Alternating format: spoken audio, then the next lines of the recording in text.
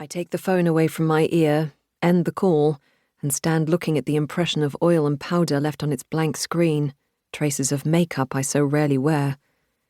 I wipe the mark away with my thumb and transfer the phone to my jacket pocket.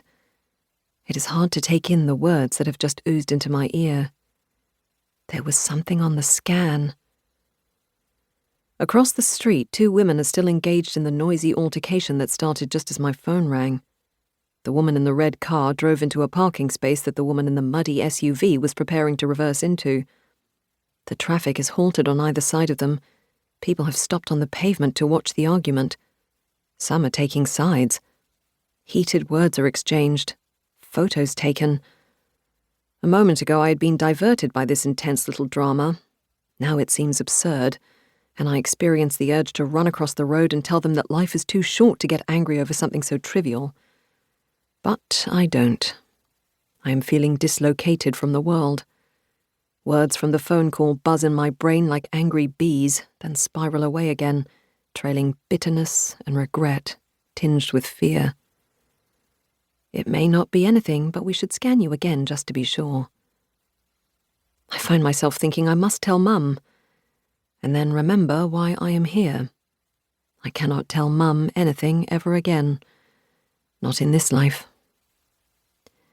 A commuter sounds 2 angry blasts of their horn, summoning me back, and I watch the muddy SUV woman concede defeat and drive off with a screech of tires. The tide of humanity resumes, flowing around me as I stand on the corner, a still point, a pebble in a stream. Then the horn sounds again, and someone calls my name.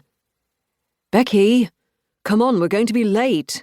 Honestly, women drivers shouldn't be on the road. I've been sitting in this sodding traffic for 10 minutes. It is my brother, James, in his shiny Lexus, and beside him in the passenger seat, his wife, Evie. My heart sinks. At the best of times, Evie makes me feel like a bag lady with her exquisitely put-together look and superior manner. Feeling self-conscious in my ill-fitting black skirt, which I have not worn in years, I scramble into the back seat and give them a tight smile, keeping my terrors behind my teeth. My brother and his wife feel like members of a different species to me. Funerals are uncomfortable occasions, no matter what your connection to the deceased. In unfamiliar surroundings, in unfamiliar clothes, you bid farewell to someone who can no longer see or hear you and are not sure whether to sit or stand, almost more stressed by the rituals than by the loss itself.